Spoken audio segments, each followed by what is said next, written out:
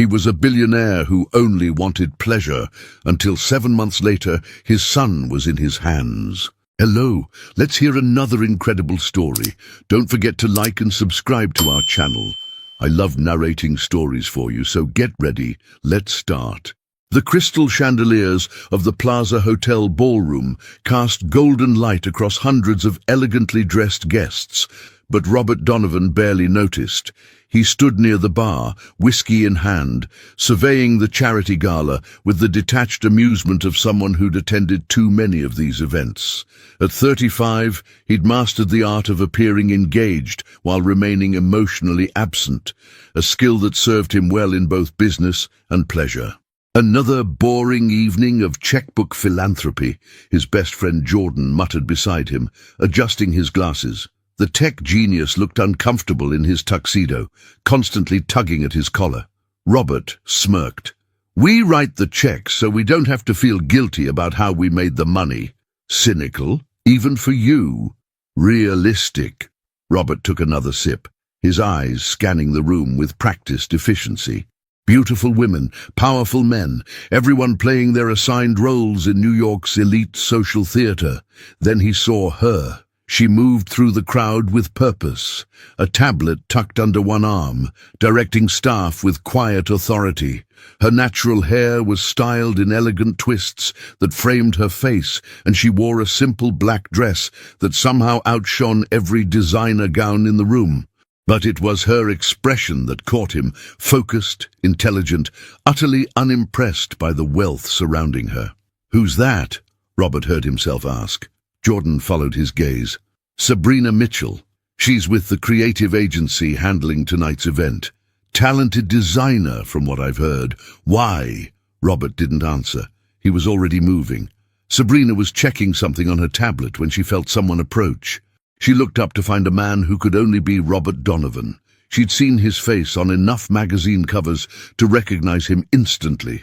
Tailored Tom Ford tuxedo, perfectly styled dark hair with just enough grey at the temples to add gravitas, and eyes that assessed her with unsettling directness. "The event looks spectacular," he said, his voice smooth. "You're responsible." "Part of a team," Sabrina replied, keeping her tone professional. She dealt with enough wealthy men to know when one was interested in more than event planning. "Is there something you need, Mr. Donovan?" "Robert, please." His smile was practiced but somehow genuine. "And yes, actually, I need to know if you'd have dinner with me tomorrow night." Sabrina blinked, direct at least. "I'm working. The night after." "Also working. The night after that." Despite herself, Sabrina felt a smile tug at her lips. "Do you always get what you want?" "Usually." His eyes held hers. "But I have a feeling you're not usually." There was something disarming about his honesty. No pretense, no games, just straightforward interest. It should have been arrogant, but somehow it wasn't. "One drink," Sabrina found herself saying, "after this event wraps. If you can wait 3 hours..." Robert's smile widened. "I'll wait." 3 hours later, they sat in a quiet corner of a jazz club in Greenwich Village. Sabrina's choice, not his usual haunts. The contrast wasn't lost on either of them. "You don't like the spotlight," Robert observed, watching her relax into the music. "I like creating beautiful things," Sabrina corrected. "I don't need to be seen doing it. Tell me about your work." She did, her passion evident as she described the studio she wanted to open someday, the vision she had for design that told stories, that meant something beyond just looking pretty. Robert found himself genuinely listening, not just waiting for his turn to talk, something he rarely did. "And you?" Sabrina asked eventually. "What drives a man who already has everything?" Robert swirled his drink. "Who says I have everything? Forbes does. Every year." He laughed, a real laugh that surprised them both. "Money isn't everything," said every rich person ever. "Touché." He leaned forward. "I build things, companies, technologies, solutions. It's the only thing I've ever been good at." "And pleasure?" The word hung between them, loaded with possibility. "That too," Robert admitted, his eyes holding hers.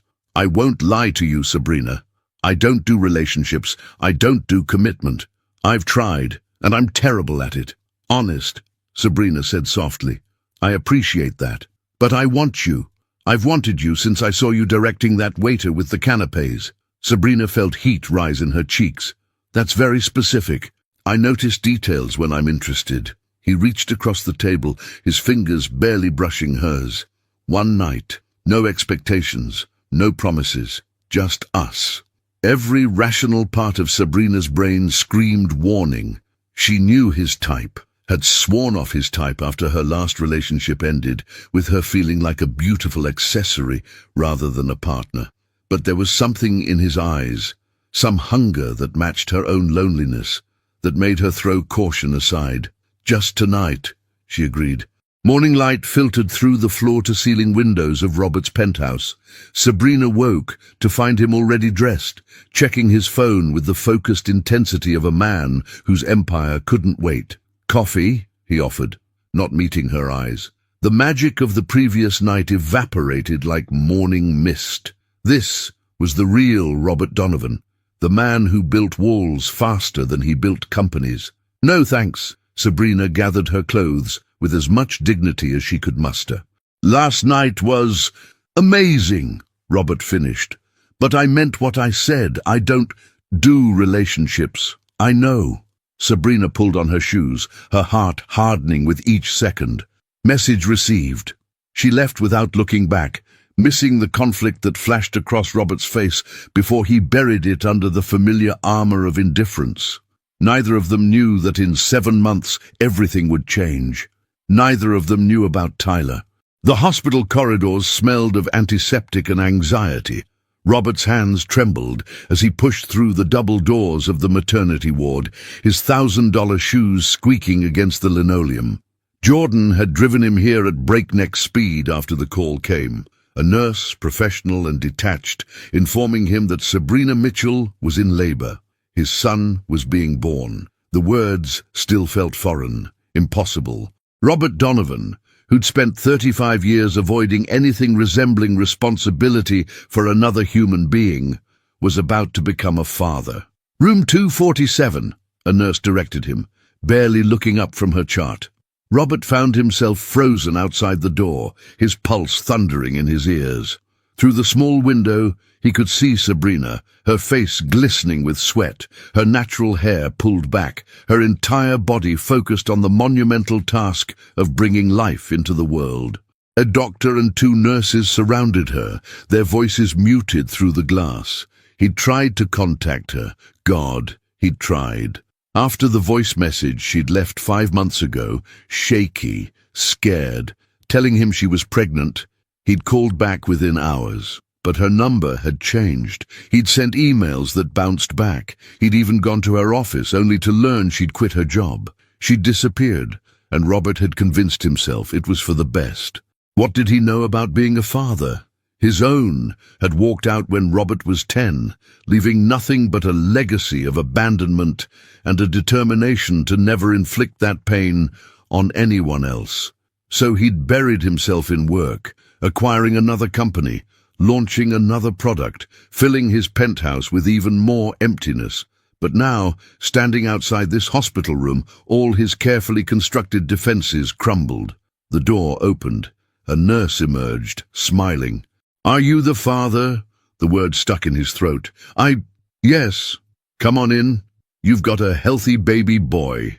Robert's legs moved without conscious thought. The room was smaller than he'd imagined, warmer. And there, propped up against pillows, exhausted but radiant, was Sabrina. In her arms, wrapped in a blue blanket, was the tiniest human being Robert had ever seen. "Sabrina," he whispered. Her eyes met his, brown and beautiful, and filled with an exhaustion that went deeper than physical. "You came." "I didn't know. I tried to call." "I know." Her voice was soft, resigned. "I changed everything. I thought it would be easier." Robert moved closer, his eyes fixed on the bundle in her arms. "Can I?" Sabrina hesitated, then slowly extended the baby toward him. Robert's hand shook as he took his son, so light, so fragile, so utterly perfect. The baby's eyes were closed, his tiny fists curled against his chest. Robert could count each delicate finger, see the rapid rise and fall of his miniature chest. Something broke open inside him. Not the careful, controlled breaking of a business deal gone wrong, but a shattering so complete it felt like dying and being reborn simultaneously. "His name is Tyler," Sabrina said quietly. "Tyler James Mitchell. He's—" Robert couldn't find words. Every corporate presentation he'd ever delivered, every negotiation he'd ever won, none of it had prepared him for this moment. "He's perfect." A tear slid down his cheek. He didn't bother to hide it. Sabrina watched him, her expression guarded. 7 months of pregnancy alone had taught her to protect herself, to expect nothing, to build walls even stronger than his. "I don't need your money, Robert. Tyler and I will be fine." The words were like ice water. Robert looked up from his son's face, meeting her eyes. "What?" "I know who you are, what you do. You made it clear that night. No expectations, no promises." Her voice was steady, but he could hear the hurt beneath it. "I'm not trying to trap you. I thought you deserved to know, to meet him. But we'll be okay on our own." "Sabrina, I tried to tell you," she continued, her composure beginning to crack. 5 months ago, I left that message, told you I was pregnant, asked you to call. When you didn't, I understood. You were honest from the beginning. I was the one who thought one night wouldn't matter." Robert felt like he'd been punched. "I called back the same day. Your number was disconnected." She blinked. "What?" "I called. I emailed. I went to your office. They said you'd quit." He shifted Tyler carefully in his arms, the baby making small sounds in his sleep. "I thought you didn't want me involved." Sabrina's eyes widened. "My phone broke. I got a new number. My email, the company email, was deactivated when I left." Her voice dropped to a whisper. "I thought you ignored me." The silence between them was heavy with misunderstanding and missed chances. "I want to be here," Robert said finally, his voice raw. "I don't know how. I'll probably be terrible at it, but I want to try." Sabrina studied him. This man who'd walked away so easily 7 months ago, now holding their son like he was made of glass and stardust. She saw something in his eyes she hadn't seen that night. Fear, vulnerability, hope. "He needs his father," she admitted quietly. "But Robert, I won't let you drift in and out of his life. If you're in, you're all in. Tyler deserves consistency, not a part-time parent when it's convenient." Robert looked down at the sleeping baby in his arms, at the tiny face that was somehow already familiar. "I'm in," he said. "I'm terrified, and I have no idea what I'm doing, but I'm in." For the first time since entering the room, Sabrina allowed herself a small smile. "Good, because I'm terrified too." Tyler chose that moment to open his eyes, dark blue, unfocused, but looking directly at his father. Robert felt his heart expand in a way he'd never imagined possible. Everything had changed. Everything was just beginning. 3 weeks into fatherhood, Robert discovered that running a multi-billion-dollar tech empire was significantly easier than changing a diaper at 3 in the morning. No, you have to fold it like this," Sabrina demonstrated, her voice heavy with exhaustion. She'd barely slept since bringing Tyler home to her modest Brooklyn apartment. Dark circles shadowed her eyes, but she moved with the efficient grace of someone who'd learned to function on willpower alone. Robert fumbled with the tiny diaper, his hands, usually so steady during board meetings, trembling with uncertainty. Tyler kicked his legs, making adorable cooing sounds that did nothing to help Robert's concentration. "I had a team of engineers design a revolutionary AI system last year," Robert muttered. "How is this harder?" Despite her fatigue, Sabrina laughed. The sound surprised them both. It was the first genuine moment of lightness between them since the hospital. "Because Tyler doesn't come with a user manual. I could hire someone to write one." "Robert." Sabrina's tone shifted, growing serious. "You can't outsource parenting." He looked up from the half-fastened diaper, meeting her eyes. "I know. I'm trying." And he was. For 3 weeks, Robert had shown up every day, sometimes at dawn, sometimes at midnight, whenever Sabrina called. He'd cancelled meetings, postponed acquisitions, and ignored Jordan's increasingly concerned text messages about his disappearing act.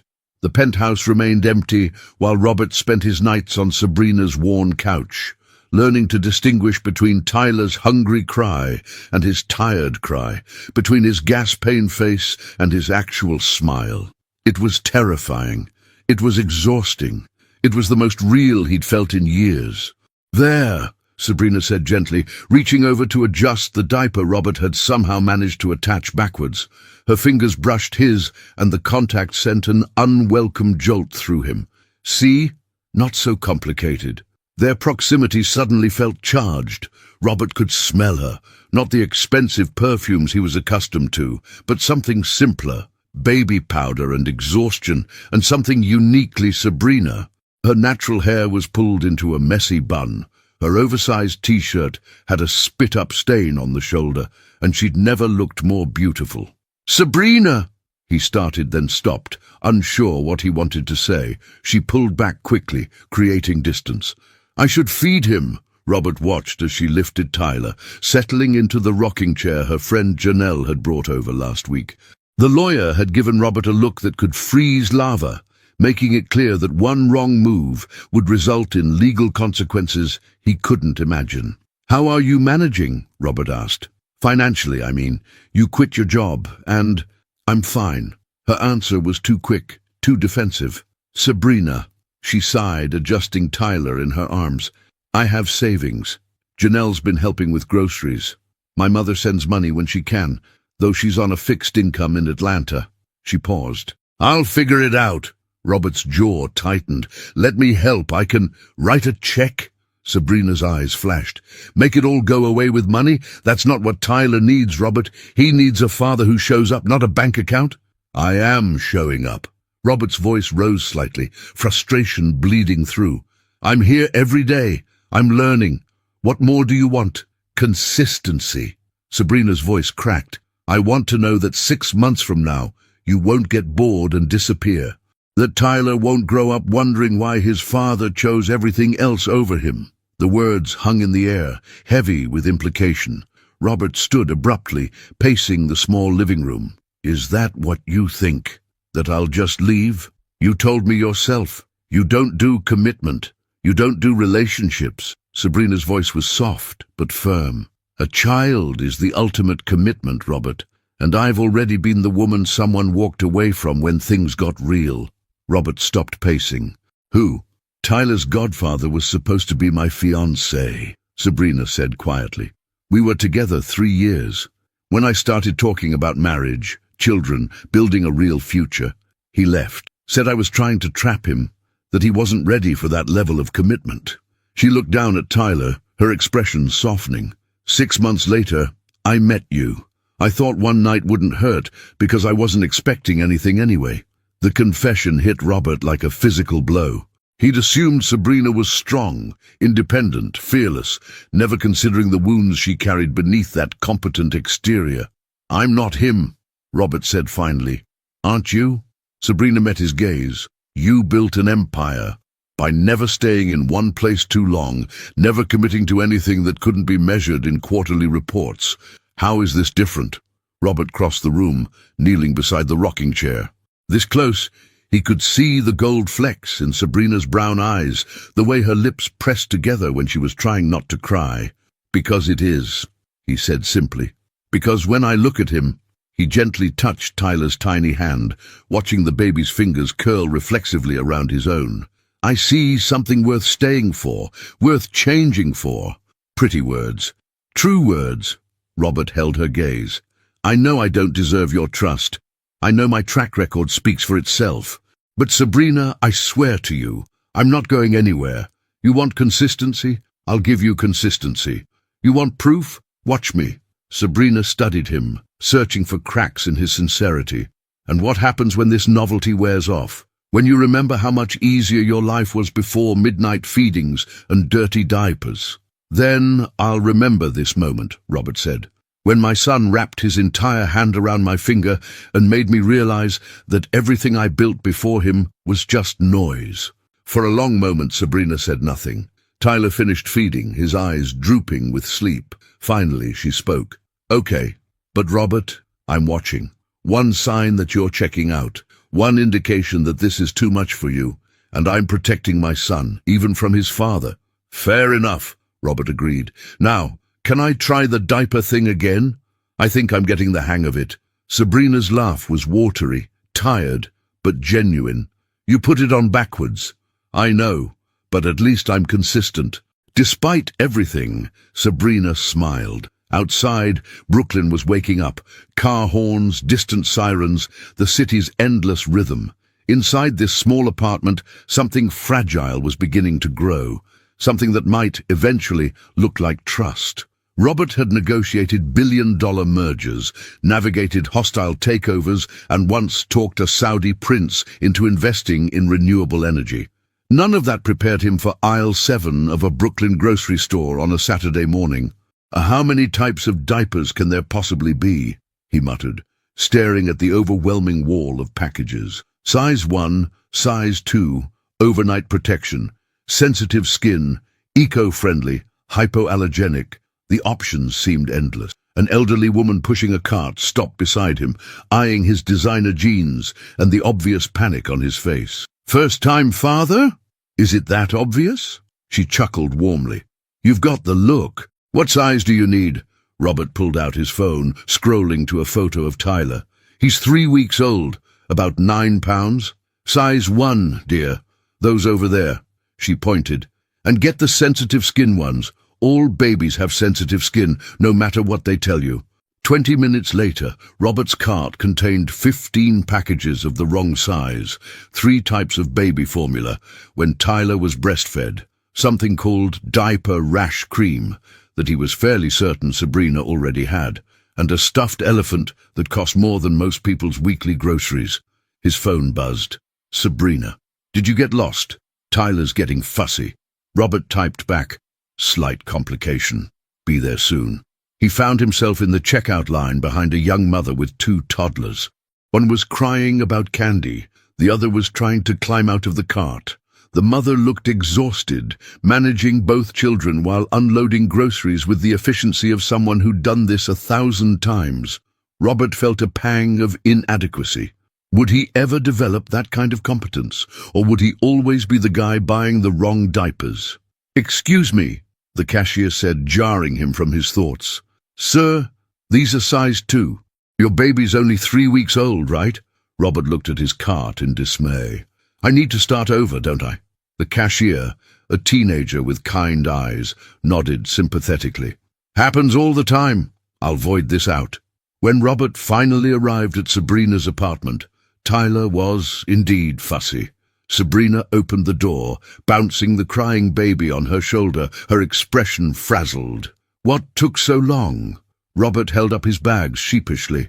"I bought out the store, possibly the wrong store." Sabrina peered into the bags and started laughing, the kind of laughter that bordered on hysteria from lack of sleep. "Robert, these are size 1. Tyler's already growing out of size 1. The lady said. "What lady?" Sabrina took Tyler into the nursery, still laughing. "Never mind, just come help me with this." Tyler's crying had reached fever pitch. Robert watched helplessly as Sabrina tried everything, feeding, changing, burping, rocking. Nothing worked. The baby's face was red, his tiny fists flailing. "Is he okay?" Robert's voice carried genuine fear. "Should we call a doctor?"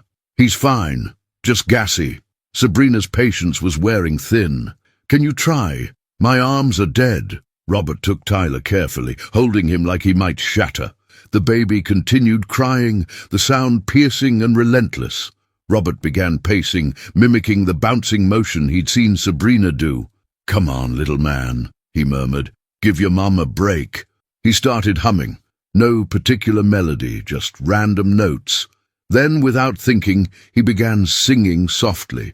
An old song his mother used to sing before she died, before his father left, before everything fell apart. The words came back to him unbidden, rusty from decades of disuse. Tyler's crying diminished to whimpers, then to hiccups, then miraculously to silence. Robert stood frozen, afraid to move, still singing. Tyler's eyes drooped, his little body relaxing against Robert's chest.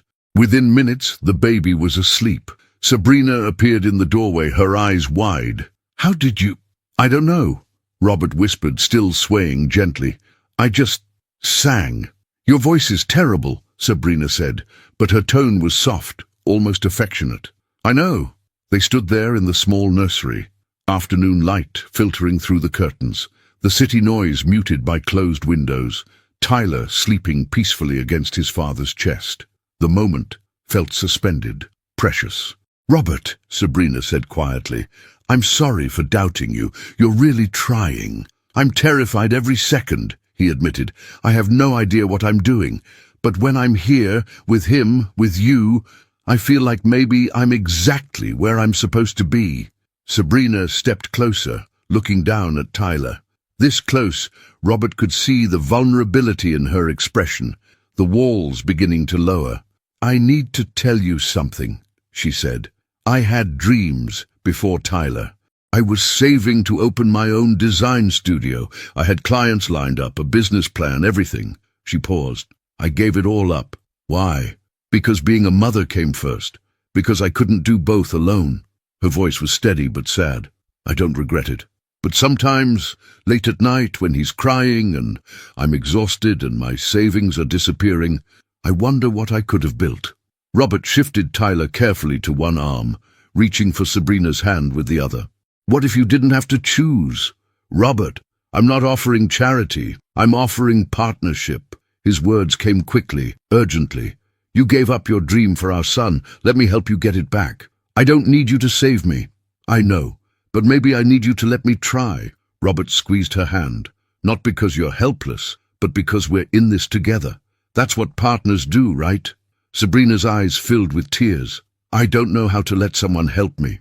"Then we'll figure it out, just like we're figuring out everything else." He smiled. "Besides, you've seen my grocery shopping skills. Clearly, I need all the help I can get." That pulled a watery laugh from her. "You bought 15 packages of diapers. And a very expensive elephant." "I saw that. Tyler's 3 weeks old, Robert. He can't even see that far." "It's an investment in his future appreciation of quality toys." Sabrina shook her head, but she was smiling, really smiling. "You're ridiculous." "I'm consistent," Robert corrected. "You said that's what you needed." Tyler stirred slightly, making small sounds in his sleep. Robert resumed his gentle swaying, still holding Sabrina's hand. Outside, Brooklyn continued its endless rhythm. Inside, something shifted, small but significant. Trust was growing, fragile and tentative. Like Tyler himself, it needed constant care, patience, and the willingness to fail spectacularly while trying. Robert was finally learning that some things couldn't be solved with money or strategy. Some things required showing up day after day, even when you bought the wrong diapers, especially when you bought the wrong diapers. 2 months into Tyler's life, Robert realized he was in trouble. Not the corporate kind he could strategize his way out of, but something far more dangerous. He was falling for Sabrina Mitchell. It happened in small moments. The way she hummed while folding tiny onesies, how her face lit up when Tyler smiled, the fierce protectiveness in her eyes whenever she looked at their son. Robert found himself lingering in her apartment long after Tyler fell asleep, inventing reasons to stay just 5 more minutes. Tonight, those 5 minutes had stretched into 3 hours. Tyler had been particularly fussy, running a slight fever that sent both parents into worried overdrive. Now finally asleep in his crib, the baby breathed softly, while Robert and Sabrina collapsed on the couch, exhausted. "Is it always going to be this terrifying?" Robert asked, his head tilted back against the cushions. "According to Janelle, it gets worse. Wait until he starts walking." Sabrina kicked off her slippers, tucking her legs beneath her. She wore old sweatpants and a faded Howard University t-shirt, her hair wrapped in a silk scarf. Robert had never seen anyone more beautiful. "Your friend doesn't like me much," he observed. Sabrina smiled slightly. "Janelle doesn't trust easily. She was there after—" She trailed off. "After your ex," Robert finished quietly. Yeah, Sabrina picked at the couch cushion. She watched me fall apart, watched me build myself back up. She's just protecting me. From me. Can you blame her? Sabrina met his eyes. On paper, you're exactly the kind of man I should avoid. Rich, commitment-phobic, used to getting whatever you want. And in practice? Sabrina hesitated. In practice, you show up at 2 in the morning when Tyler's crying. You watch YouTube videos on how to swaddle properly. You fell asleep in the rocking chair last Tuesday and didn't complain when you woke up with neck pain. Her voice softened. In practice, you're nothing like I expected. The admission hung between them, charged with possibility. Robert shifted closer, not touching, but near enough to feel her warmth. I need to tell you something, he said, about why I don't do relationships. Sabrina turned to face him fully, tucking a stray curl behind her ear. You don't have to. I want to. Robert took a breath. My father left when I was 10. Just walked out one morning, left a note saying he couldn't do it anymore. The responsibility, the monotony, the feeling of being trapped. My mother tried to hold it together, but she was sick. Cancer. She died when I was 15. Sabrina's hand found his, squeezing gently. Robert, I'm so sorry. I went into foster care, bounced around until I was 18, then put myself through college on scholarships and spite. He laughed bitterly. I built my company because I swore I'd never depend on anyone again, never give someone the power to destroy me by leaving. So you left first, Sabrina said softly. Every time, Robert confirmed. Until Tyler. He looked at their joined hands. I can't leave him.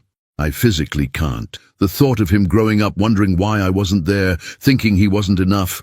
His voice cracked. I'd rather die. You're not your father, Sabrina said firmly. How do you know? Because your father left. You're here. She squeezed his hand again. You're here even though you're terrified. You're here even though every instinct tells you to run. That's the difference. Robert pulled his hand away, standing abruptly. He walked to the window, staring out at Brooklyn's nightscape. What if I mess him up anyway? What if I'm so damaged that I damage him just by being around? Sabrina rose, crossing to stand beside him. Then we'll both mess him up together, because I'm terrified too. She smiled sadly. My father wasn't absent. He was there every day, but he never really saw me. I was his pretty little girl who should smile, look nice, not have opinions or dreams that made him uncomfortable. When I told him I wanted to be a designer instead of a teacher like he wanted, we didn't speak for 2 years. Did you reconcile? Eventually. But it taught me that presence isn't enough. Tyler needs parents who see him, who love him for who he is, not who we want him to be. She touched Robert's arm gently. You already do that. I watch you with him. You study his face like you're memorizing every detail. Because he changes every day, Robert said quietly. I'm afraid I'll miss something. You won't. You're too stubborn to miss anything. Sabrina's tone turned teasing. You probably have spreadsheets tracking his feeding schedule. I might have created a database, Robert admitted. Of course you did. She laughed, the sound warming the space between them. You're ridiculous. They stood together at the window, shoulders touching, watching the city breathe. A police siren wailed in the distance. Somewhere below, a couple argued in Spanish. Life continued its messy, complicated rhythm. Sabrina, Robert said carefully, what are we doing here? What do you mean? This. He gestured between them. Us. We're not together, but we're not together. I'm here all the time. We have a son. I know how you take your coffee, that you hate mornings, that you sing off-key to Tyler when you think no one's listening. He turned to face her. I know you, and it terrifies me because I want to know more. Sabrina's breath caught. Robert, I'm not asking for anything, he said quickly. I know I don't deserve it. I just needed you to know that this, whatever this is, it's not obligation for me. It's not just about Tyler anymore. The confession settled between them like snow, quiet, transformative, impossible to ignore. Sabrina searched his face, her expression unreadable. I'm scared, she whispered finally. Me too. If we try this, and it doesn't work, then we'll figure it out, for Tyler. Robert reached out, tucking a curl behind her ear the way she'd done earlier. His fingers lingered against her cheek. But Sabrina, what if it does work? She leaned into his touch, her eyes closing briefly. When she opened them, they were bright with unshed tears. What if you wake up one day and realize this isn't what you wanted, that we're not enough? Then I'll wake up the next day and remember that I've never been more alive than I am in this apartment with you and Tyler. His thumb traced her cheekbone. I can't promise I won't screw up. I probably will, repeatedly, but I promise I'll stay. I promise I'll try. That's all I've got. Sabrina covered his hand with hers, holding it against her face. That's more than I expected. Is it enough? She considered this, really considered it. Then slowly, she smiled. Ask me again tomorrow, and the day after. Keep asking, and maybe eventually, I'll believe it. I can do that, Robert said. I'm very persistent. I've noticed. Sabrina stepped back, breaking the moment before it could become something more. You should go. It's late, and Tyler will be up in 4 hours demanding breakfast. Robert nodded, understanding her need for space. Same time tomorrow? Same time tomorrow. At the door he paused. Sabrina, thank you. For what? For letting me try. After he left, Sabrina stood in the quiet apartment, her hand pressed against her cheek where his had been. In the nursery, Tyler slept peacefully, unaware of the fragile thing growing between his parents. Something that looked like hope. Something that felt like home. Lindsay Harper's perfectly manicured nails tapped against her phone screen as she scrolled through Robert's social media, or rather his conspicuous absence from it. 3 months without a single post. No yacht parties, no club openings, no photos with models draped over his arm. Something was wrong. Lindsay prided herself on knowing everything about Manhattan's elite social scene. She'd dated Robert briefly last year. 3 expensive dinners and 1 weekend in the Hamptons before he'd moved on to the next beautiful distraction. She'd expected it, even appreciated the no-strings arrangement. But lately, whispers suggested Robert Donovan had disappeared entirely from circulation. Darling, you look murderous, her friend Courtney observed over brunch at the Lowell. What's wrong? Robert Donovan, Lindsay said, showing her phone. Look at this, tagged leaving a pediatrician's office in Brooklyn. Brooklyn, Courtney. Courtney squinted at the grainy photo. So, maybe he's doing charity work.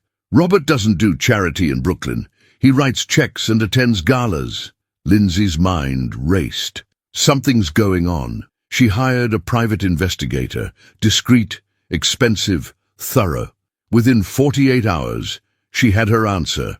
Robert Donovan had a son, a 3-month-old baby boy with a woman named Sabrina Mitchell, a nobody from Brooklyn who'd worked at some creative agency.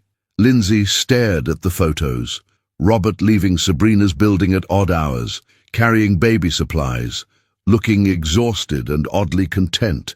In one image, he held an infant against his chest, his expression soft in a way she'd never seen. Jealousy burned through her, hot and irrational. Not because she wanted Robert, she didn't, not really. But because he'd given this woman something he'd refused everyone else. Commitment, presence, the willingness to change. Lindsay opened her laptop and began typing. The email arrived at noon on a Wednesday. Subject line, Billionaire's secret baby scandal. Sabrina was feeding Tyler when her phone exploded with notifications. Text messages from old colleagues, emails from strangers, missed calls from numbers she didn't recognize. With growing dread, she opened the celebrity gossip blog that someone had forwarded. The headline made her stomach drop. Tech mogul Robert Donovan abandons black single mother and secret son. The article was venomous. It painted Robert as a callous playboy who'd gotten a woman pregnant and disappeared, only recently resurfacing to manage the PR disaster. It included photos of Sabrina's building, her address, her full name, even speculation about her failed career and financial situation. Worse, it included a photo of Tyler, her baby's face splashed across the internet for millions to see. Sabrina's hands shook so badly she nearly dropped her phone. Tyler, sensing her distress, began to cry. No, sweetie, it's okay, she whispered, but her voice cracked. Nothing was okay. Her phone rang. Robert, are you seeing this? His voice was tight with barely controlled fury. How did they?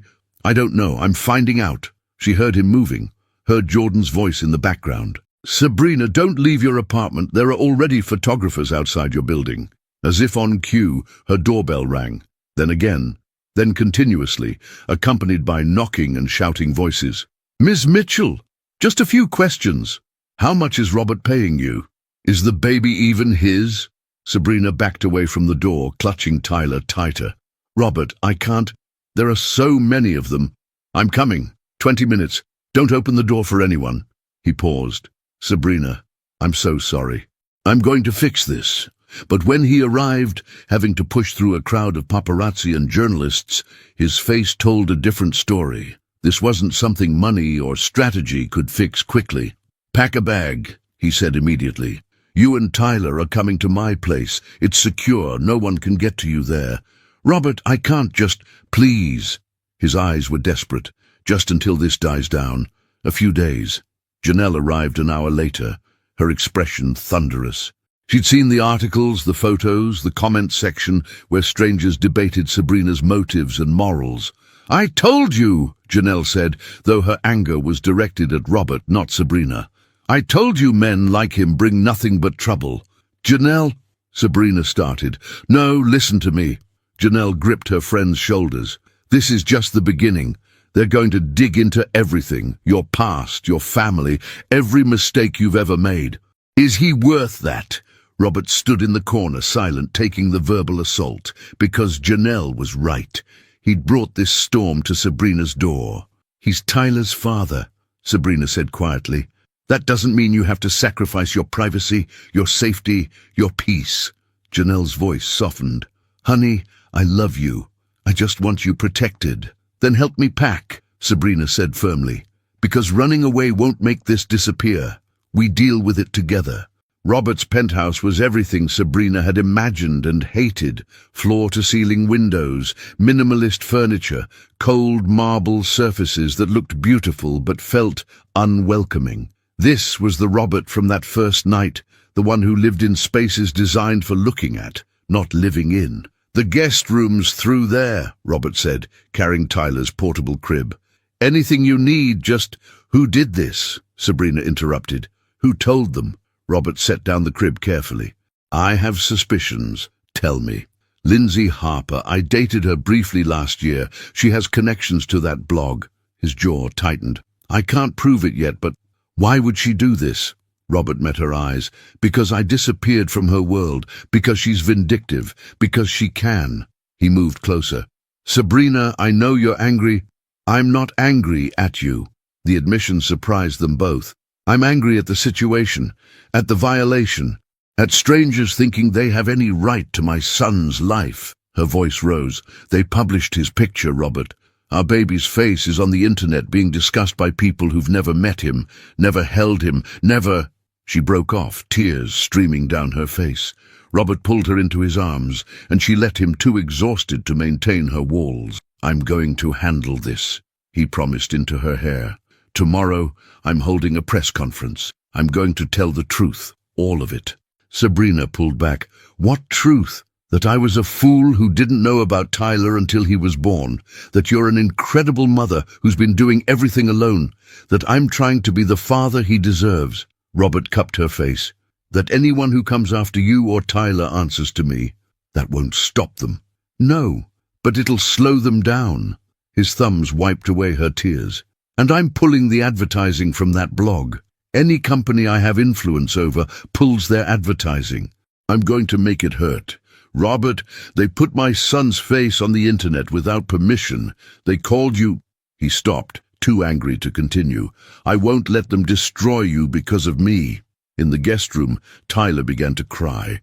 Sabrina moved automatically toward the sound, but Robert caught her hand. We'll get through this, he said. Together. Sabrina wanted to believe him. But as she looked out at the glittering Manhattan skyline, she wondered if some storms were too powerful to weather, if some prices were too high to pay, even for love. The press conference was scheduled for 10 a.m. At 9:45, Robert stood in his office bathroom, splashing cold water on his face and trying to calm the nausea churning in his stomach. He'd faced hostile shareholders, aggressive competitors, and financial crises that would have destroyed lesser men. None of it compared to this. Jordan knocked on the bathroom door. 5 minutes, the PR team says the room's packed, every major outlet plus the tabloids. Great, Robert muttered. You don't have to do this alone. I can go out there with you, or... No. Robert straightened his tie, meeting his own eyes in the mirror. This is my mess. I clean it up. But when he entered the conference room and saw the sea of cameras, the hungry expressions of journalists smelling blood in the water, his resolve wavered until he remembered Sabrina, exhausted and crying in his arms. Tyler's innocent face plastered across gossip sites, the violation of their privacy, their peace. He stepped up to the podium. "Thank you all for coming," Robert began, his voice steady despite the chaos in his chest. "I'm here to address the recent stories about my personal life and to set the record straight." Cameras flashed. Reporters leaned forward. 3 months ago, my son Tyler was born. His mother, Sabrina Mitchell, is an extraordinary woman who handled her pregnancy alone, not because I abandoned her, but because of a series of miscommunications that prevented me from knowing about Tyler until the day he was born. Robert's hands gripped the podium. The narrative being spread is false and deliberately harmful. A reporter shouted, "Are you denying you got her pregnant and disappeared?" "I'm saying the situation was more complicated than your headlines suggest." Robert's jaw tightened. "Sabrina and I met briefly. When she tried to contact me about her pregnancy, technical issues prevented that communication from reaching me. The moment I learned about Tyler, I was at the hospital. I've been in his life every day since." "So you're together?" another journalist called out. Robert paused. The question was more complicated than anyone knew. "We're co-parenting our son and building something that works for our family. Sources say you offered her money to go away." "Sources are lying." Robert's voice turned sharp. "I have never, would never, offer Sabrina money to disappear from my son's life. The documents being referenced were drafted by overzealous lawyers without my knowledge, before I met Tyler, and were destroyed the moment I saw them." The room erupted with questions. Robert raised his hand for silence. "Here's what matters. I'm Tyler's father. Sabrina is his mother. We're doing our best to give him a stable, loving home. The fact that strangers think they have any right to comment on, photograph, or dissect our private lives is unconscionable." His voice hardened. "Anyone who continues to harass Sabrina or publish unauthorized photos of our son will face legal action.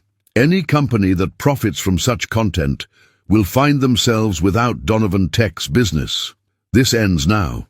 He turned to leave, ignoring the shouted questions that followed him off the stage. Sabrina watched the press conference from Robert's penthouse, Tyler asleep in her arms.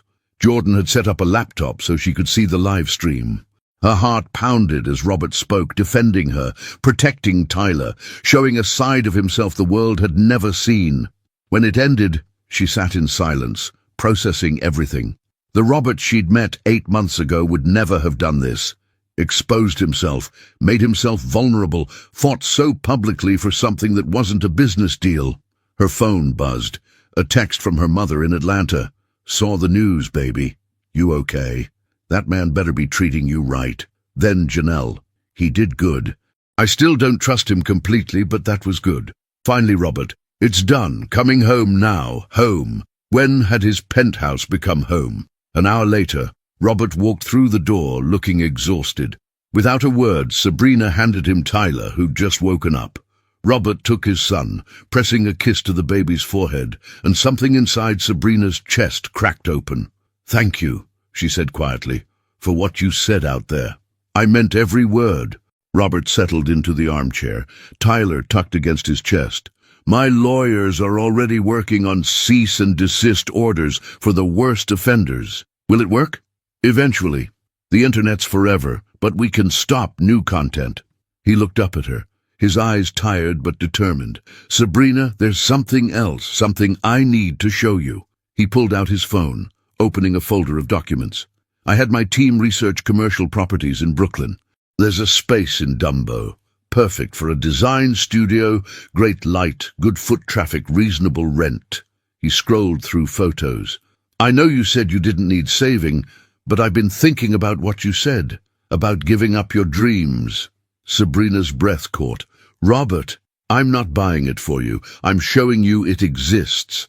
I'm offering to help with the initial investment, as a loan if you prefer, or as a partner, if you'll have me. His voice was careful, respectful of her independence.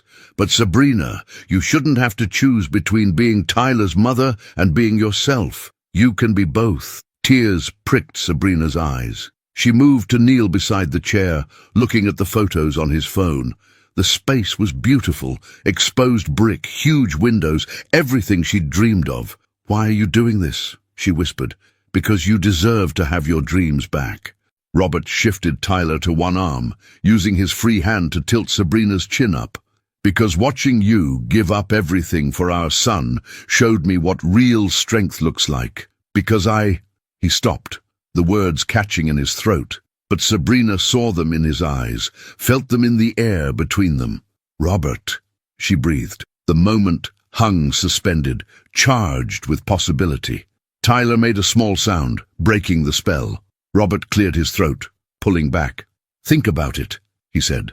No pressure. But Sabrina, you're talented. The world should see what you can create. Before she could respond, Robert's phone rang. His expression darkened as he answered. What? Sabrina watched his face change. Anger, then something that looked like dread. I understand. Yes, I'll handle it. He hung up, his jaw tight. What's wrong? Robert was quiet for a long moment. Then, my father saw the press conference. He's flying in from Phoenix. He wants to meet Tyler. The words landed like a bomb. Sabrina remembered what Robert had told her, his father who'd abandoned him at 10, who'd left him alone with a dying mother, who'd chosen freedom over family. What did you tell him? I told him to go to hell. Robert's voice was flat. But he's coming anyway, tomorrow. Sabrina reached for his hand. You don't have to see him, don't I? Robert looked down at Tyler, sleeping peacefully against his chest. He's Tyler's grandfather, and maybe I need to face him, to prove I'm nothing like him. You already know you're not. Do I? Robert's eyes met hers, vulnerable and afraid. What if I'm fooling myself? What if one day I wake up and realize I'm exactly like him? Always running, always looking for the next escape. Sabrina cupped his face with both hands, forcing him to look at her. Listen to me. Your father left. You stayed. Your father ran from responsibility. You ran toward it. You are nothing like him, Robert Donovan. Nothing? For a moment Robert leaned into her touch, letting himself believe. Then he pulled away, standing with Tyler still in his arms. I need to think, he said. I need to. Robert, don't shut me out. I'm not. He looked lost, this powerful man who commanded boardrooms and built empires. I need a minute. He walked to the window, Tyler cradled against him, staring out at Manhattan. Sabrina watched them, father and son silhouetted against the city lights, and wondered if some wounds were too deep to ever fully heal, if some ghosts were too powerful to ever fully escape. Richard Donovan looked older than Robert remembered, though 25 years would do that. Grey hair, weathered face, expensive suit that didn't quite hide the slight stoop in his shoulders.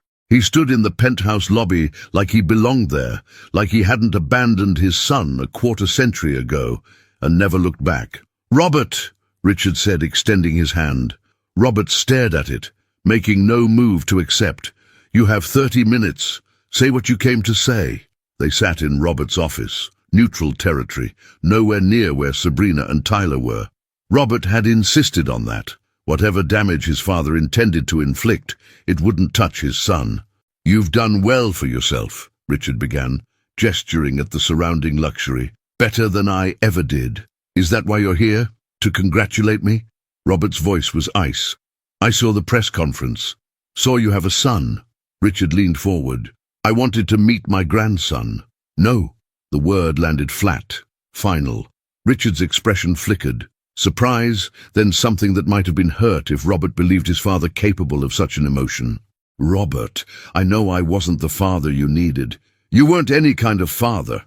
Robert's control was slipping. You walked out, left me with Mom when she was dying, when she needed help, when I was 10 years old and terrified. Your mother and I. It was complicated. She had cancer. Robert's voice rose. She was dying, and you left because it was too hard, because you felt trapped. Richard's jaw tightened. You don't understand what it was like. Then help me understand. Robert stood, pacing. Help me understand how a man walks away from his dying wife and his child, how he never calls, never writes, never once checks if his son survived. Because I don't get it, Dad. I've spent 25 years trying to understand, and I can't. The silence was heavy, suffocating. Richard stared at his hands. I was weak, he said finally. I was a coward who ran from pain instead of facing it. I convinced myself you were better off without me. He looked up. But seeing you now, seeing what you've built, what you're trying to be for your son, it made me realize what I threw away. So, this is about your regrets? Robert's laugh was bitter. You want absolution? Forgiveness? You want me to tell you it's okay, that I understand, that we can have some heartwarming reunion? I want a chance, Richard said quietly. Just a chance to know my grandson, to be better than I was. Robert moved to the window, his back to his father. Outside, the city sprawled endlessly. Millions of lives, millions of stories, millions of fathers who stayed. You don't deserve a chance, Robert said.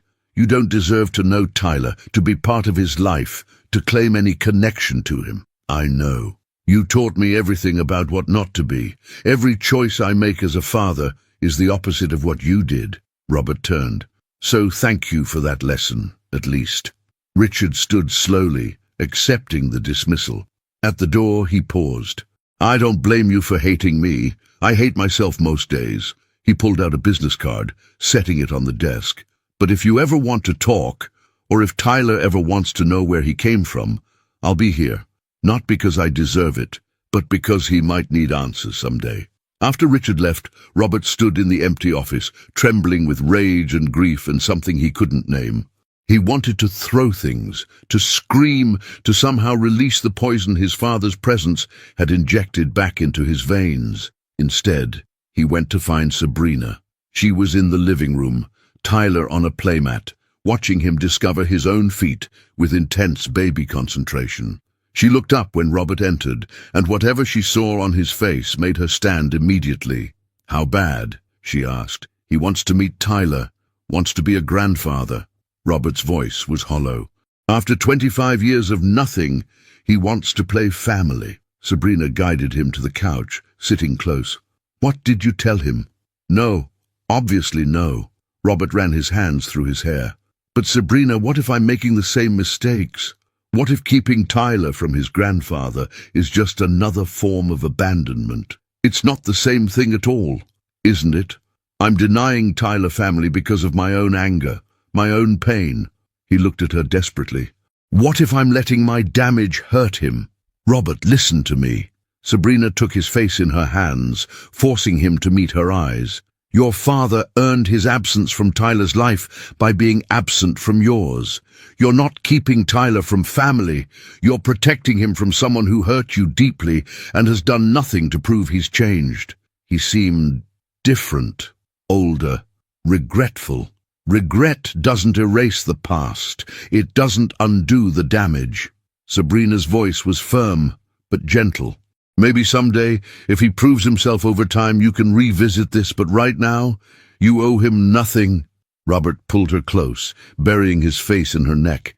She held him, one hand stroking his hair, the other reaching to keep Tyler in view on the playmat. I'm so afraid, Robert whispered. Afraid I'll mess up. Afraid I'll hurt him the way I was hurt. Afraid I'm too broken to be what he needs. You're not broken. You're healing. Sabrina pulled back enough to look at him. And you know what healed people do? They show up. They try. They love imperfectly but consistently. She smiled softly. You do that every day. What if it's not enough? It already is. You just can't see it yet. Tyler made a happy sound, rolling slightly on his mat. Both parents looked over, watching him explore the world with wonder and trust. He had no idea about complicated pasts, about absent grandfathers, about the weight his father carried. He just knew he was loved. "Sabrina," Robert said quietly, "I need to tell you something I should have said before." She tensed slightly, waiting. "I'm in love with you." The words came out raw, honest, terrifying. Not because of Tyler, not out of obligation or guilt. "I'm in love with you. Your strength, your laugh, the way you hum off key, how you look at our son like he hung the moon. I'm in love with you, and it scares me more than anything because I don't know how to do this right." Sabrina's eyes filled with tears. "Robert, you don't have to say anything. I just needed you to know, because if my father taught me anything, it's that silence is its own form of abandonment. I won't make that mistake." He took her hand. "I love you, Sabrina Mitchell. I'll probably love you badly sometimes, but I'll love you consistently." A tear slid down Sabrina's cheek. "You really don't do anything halfway, do you? Is that a yes? It's a I'm terrified too, but I think I might love you back, and I have no idea what we're doing, but I want to figure it out together." She laughed through her tears. "So, yes, I guess. Yes." Robert kissed her, softly at first, then deeper, pouring months of longing and fear and hope into the contact. When they broke apart, both were breathing hard. "So what happens now?" Sabrina asked. "Now we figure it out. Together." Robert pulled her close, both of them watching Tyler on his mat. "No more running, no more walls. Just us, trying our best. And your father?"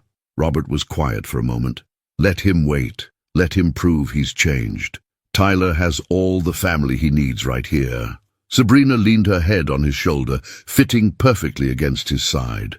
On the playmat, Tyler gurgled happily, oblivious to the weight lifting from his parents' shoulders. Outside, Manhattan glittered in the afternoon sun. Inside, something new was being built, messy, imperfect, but real. A family choosing each other every single day. 6 weeks later, Sabrina stood in front of the Dumbo studio space, keys in hand, barely breathing. The late afternoon sun streamed through the enormous windows, painting everything gold. Exposed brick walls, polished concrete floors, high ceilings that seemed to stretch into possibility itself. "It's perfect," she whispered. Robert stood behind her, Tyler strapped to his chest in a carrier, his latest parenting conquest after 3 failed YouTube tutorial attempts. "You're sure? We can keep looking if—" "It's perfect," Sabrina repeated, turning to face him. Her eyes were bright with tears. "Robert, this is exactly what I imagined. Exactly." They'd spent the past month and a half navigating their new reality, not just co-parents anymore, but partners in every sense. It hadn't been smooth. There were arguments about Tyler's schedule, disagreements about Robert's tendency to solve every problem with money, moments when old fears surfaced and threatened to pull them apart. But they stayed, both of them, every time. Now, watching Sabrina walk through the empty studio with wonder on her face, Robert felt something settle in his chest. This was right. This was what love looked like. Not grand gestures, but paying attention, seeing someone's dreams and helping them reach for them. "When can I move in?" Sabrina asked, already mentally arranging furniture. "Technically today. The lease starts immediately." Robert adjusted Tyler, who was making grabbing motions toward a beam of sunlight. "But you'll need equipment, supplies, probably furniture that isn't upside-down baby carriers." Sabrina laughed, spinning in the middle of the empty space. "I can't believe this is happening. 6 months ago I thought I'd given up everything, and now—" She stopped, overwhelmed. Robert crossed to her, Tyler between them, and pulled her close. "You gave up nothing," he said firmly. "You postponed. There's a difference. Because of you. Because you let me help. That takes its own kind of courage." He kissed her forehead. "Now comes the hard part, building the business." Sabrina pulled back, eyes sparkling with determination. "I have a business plan. 3 potential clients already interested. Janelle's reviewing my contracts. I've been designing at night after Tyler sleeps, building a portfolio." She grinned. "I'm ready." "I know you are." Robert's smile was soft. "That's why I did this." He pulled an envelope from his jacket, handing it to her. Sabrina opened it, finding a check, not made out to her but to Mitchell Creative Studio for an amount that made her gasp. "Robert, this is too much." "It's an investment," he interrupted. 20% equity stake, standard terms, everything documented properly. "I'm not your benefactor, Sabrina. I'm your first investor. There's a difference." She stared at the check, then at him. "You really believe in this? In me? I believe you're going to build something extraordinary." Robert shifted Tyler higher on his chest. "And when you're wildly successful and don't need my money anymore, I'll be insufferably proud. Jordan already thinks I'm unbearable when I talk about you. You talk about me. Constantly. He's threatened to charge me by the minute." Robert's expression turned serious. "Sabrina, I know you worried I'd try to control this, make it about my money or my connections, but this is yours. I'm just lucky enough to watch it happen." Sabrina wiped at her eyes, laughing and crying simultaneously. "How did this happen? How did we go from one night to this?" "Tyler," Robert said simply, looking down at their son. "He made us brave." That evening, back at the penthouse, which had somehow become home without either of them formally discussing it, Sabrina worked on design mock-ups while Robert attempted to cook dinner. The attempt was noble, but doomed. "Is pasta supposed to stick together like that?" Sabrina called from the couch. "I'm creating a new culinary experience," Robert called back. "Very avant-garde, very inedible. Details." Tyler lay on his playmat, tracking the ceiling fan with intense baby focus. At 4 months old, he was discovering everything, his hands, his feet, the fascinating fact that sounds came from his own mouth. Robert would stop whatever he was doing just to watch these discoveries, amazed by the simple wonder of it all. Sabrina's phone buzzed, a text from her mother. "So when do I get to meet this man of yours? And my grandson?" She'd been avoiding that conversation. Her mother was loving, but complicated, full of opinions and expectations that Sabrina had spent years learning to navigate. Introducing Robert, introducing Tyler, meant opening their carefully constructed world to outside judgment.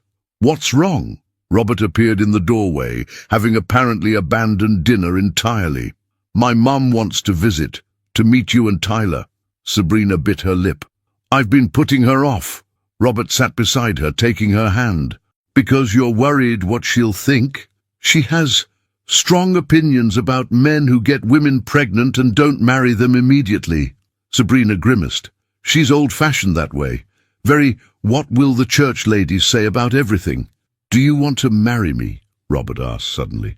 Sabrina's head snapped up. "What? Do you want to marry me?" he repeated calmly. "Because if that's what you want, if that's what makes this easier with your family, we can do that." "Robert, I'm not asking you to." Sabrina stood pacing. "Marriage should be about more than making my mother comfortable." "Agreed." Robert stood too, blocking her path. "But it's also about commitment, about declaring to the world that you're choosing each other." "I'm already all in, Sabrina. A piece of paper doesn't change what I feel. But if you want it, stop." Sabrina put her hand over his mouth. "When you propose, if you propose, I want it to be because you want to spend your life with me, not because my mother's coming to visit and you're being practical." Robert kissed her palm, then removed her hand. "Who says I haven't already decided I want to spend my life with you? Have you?" His eyes held hers, serious and warm. "Every day, since Tyler put his hand around my finger in the hospital. Maybe even before that, maybe since a beautiful woman with an attitude told me she was too busy to have dinner with a billionaire." Sabrina's breath caught. "You're serious." "I'm always serious about the things that matter." Robert cupped her face. "But you're right. When I propose, it'll be because the moment's right, not because your mother's visiting. Speaking of which, invite her. I want to meet her." "You don't know what you're asking." "I'm asking to meet the woman who raised the woman I love. That seems important." He grinned. "Plus, Jordan says I need more practice dealing with people who don't automatically defer to me. Your mum sounds perfect." Despite her nerves, Sabrina laughed. "She's going to grill you like a suspect." "Good, I have nothing to hide." Tyler chose that moment to cry, not distressed, just demanding attention. Both parents moved simultaneously, then stopped, laughing at their synchronized response. "I've got him," Robert said. "You call your mother." As Robert lifted Tyler, singing his terrible off-key lullaby that somehow always worked, Sabrina pulled out her phone. Her thumb hovered over her mother's contact. This was real. This was her life now. A studio of her own, a partner who believed in her, a son who was surrounded by love. It wasn't the path she'd planned, but it was better than anything she could have imagined. She dialed. "Hi, Mama. How does next weekend sound?" 8 months after Tyler's birth, Robert found himself doing something he'd never imagined, standing in Sabrina's childhood kitchen in Atlanta, being interrogated by her mother while peeling sweet potatoes. "So you just happened to show up after my daughter spent 7 months pregnant alone?" Gloria Mitchell's voice was pleasant, but her eyes were sharp as knives. She was a smaller, older version of Sabrina. Same warm brown skin, same direct gaze, same ability to see through nonsense. "Mama," Sabrina warned from the doorway, Tyler on her hip. "I'm just asking questions, baby." Gloria smiled sweetly. "Mr. Donovan doesn't mind, do you?" "Robert, please," he said, focusing on the potato. "And no, I don't mind. You have every right to ask." "Good. Because I've been asking the Lord why he sent my daughter a man who—" "Mama," Gloria laughed, the sound rich and warm. "Relax, Sabrina. I'm not going to break him." She turned back to Robert. "Though I might want to. You put my baby through a lot." "I did," Robert agreed quietly. "Not intentionally, but intention doesn't erase impact. I'm sorry for that." The directness seemed to surprise Gloria. She studied him for a long moment, then nodded. "Keep peeling. And tell me about this company of yours." By dinner, Robert had been thoroughly vetted, questioned about everything from his business practices to his relationship with God to whether he knew how to properly season collard greens. He failed the last test spectacularly, which somehow endeared him to Gloria more than his success had. "At least you're honest about what you don't know," she said, passing him the cornbread. "Too many men pretend they're experts at everything."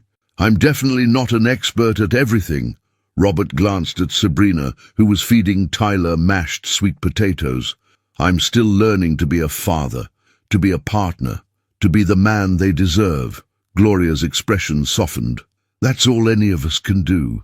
Keep learning, keep trying." She reached across the table, squeezing his hand. "My daughter loves you.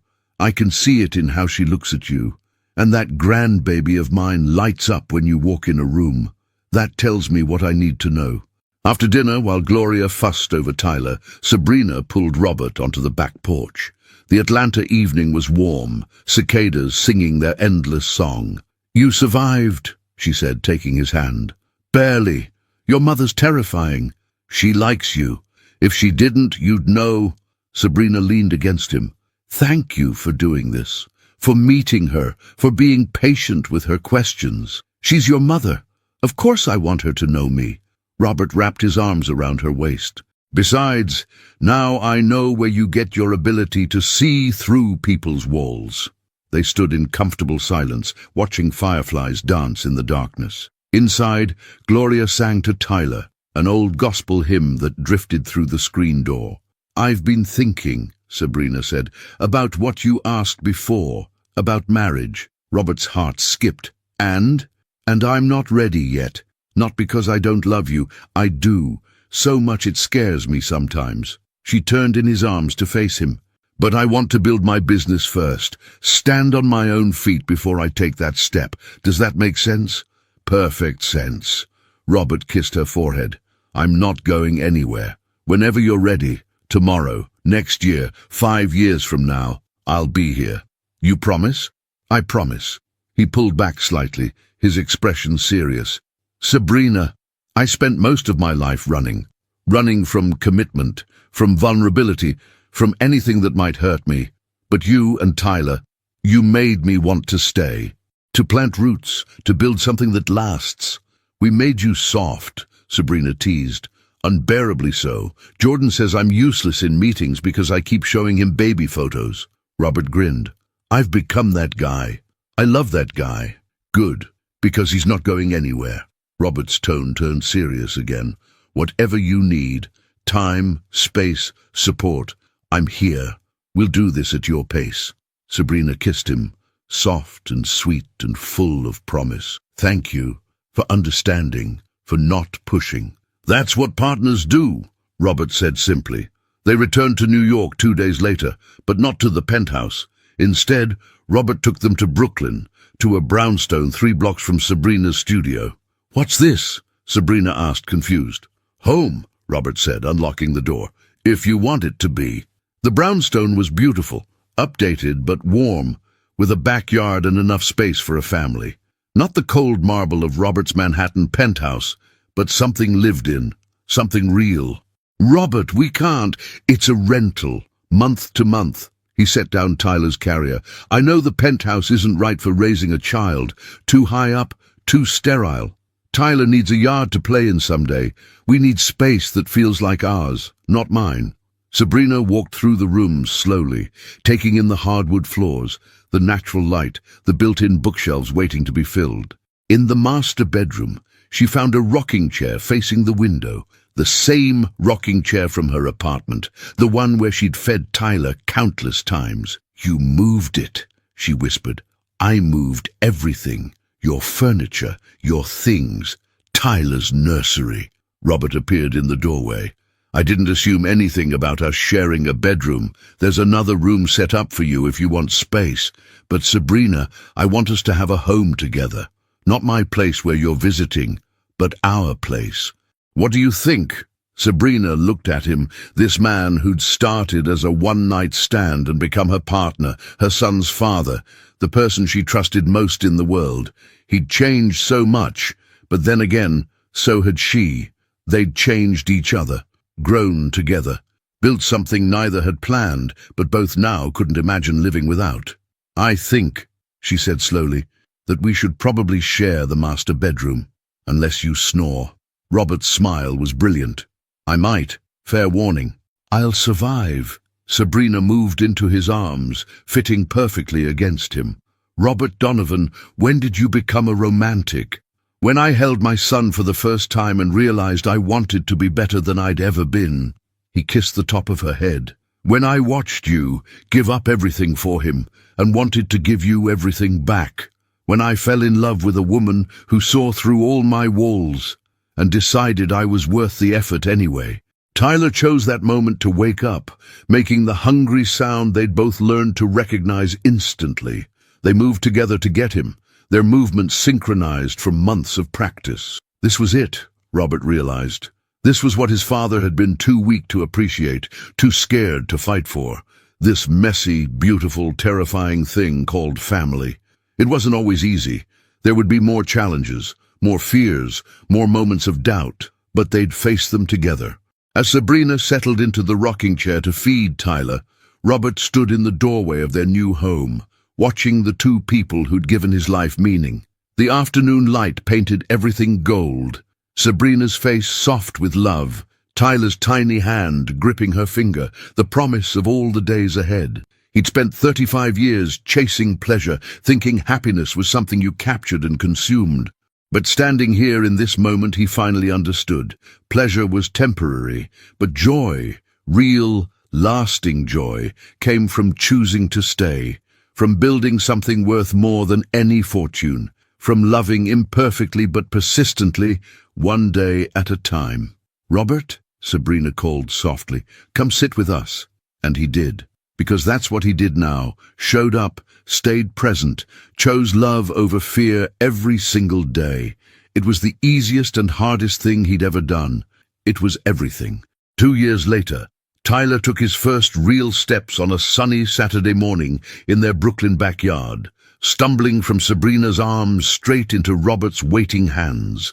The studio had just landed its biggest client yet, a Fortune 500 company that had seen Sabrina's work and refused to settle for anyone else. Robert had stepped down as CEO 6 months prior, taking a chairman position that allowed him to work from home 3 days a week. Jordan had taken over operations and was thriving, though he still complained about Robert's constant baby photos during board meetings. Lindsay Harper's gossip blog had shut down after losing all major advertising. She'd moved to Los Angeles, chasing relevance in a city that had already forgotten her name. Richard Donovan sent birthday cards for Tyler, always with a note, never with demands. Robert didn't respond, but he kept the cards in a box just in case Tyler wanted to know his grandfather someday. Healing, Robert had learned, didn't mean forgetting. It meant choosing who deserved your present. Gloria visited every other month, spoiling Tyler shamelessly and teaching Robert proper Southern cooking. Janelle had grudgingly admitted that Robert wasn't completely terrible, which everyone considered high praise. The brownstone had been purchased, not rented. Sabrina's name was on the deed beside Robert's, equal partners in everything. On quiet evenings after Tyler was asleep, they'd sit on the back porch like they had in Atlanta, watching fireflies and planning the future. Sometimes they talked about marriage, sometimes they didn't. The lack of a wedding didn't make them less committed, less in love, less a family. They were building something that would last, not because it was perfect, but because they chose it. Day after day, mistake after mistake, triumph after triumph. Robert had been a billionaire who only wanted pleasure. Then, 7 months later, his son was in his hands, and everything changed. He discovered that real pleasure wasn't something you bought or consumed. It was something you built, with patience and love, and the courage to stay. It was coming home to the people who made you better than you ever thought you could be. It was this, all of this, forever. Thank you for listening to Robert and Sabrina's story. If you enjoyed this journey of love, redemption, and family, please subscribe to our channel for more emotional narratives that touch the heart. We'd love to hear from you in the comments below. Tell us which city you're listening from and what moment in this story resonated with you most. Your engagement helps us bring you more stories that matter. Until next time, remember that the greatest transformations begin with a single choice: to stay, to try, and to love imperfectly but persistently. Subscribe now, and let's continue these journeys together.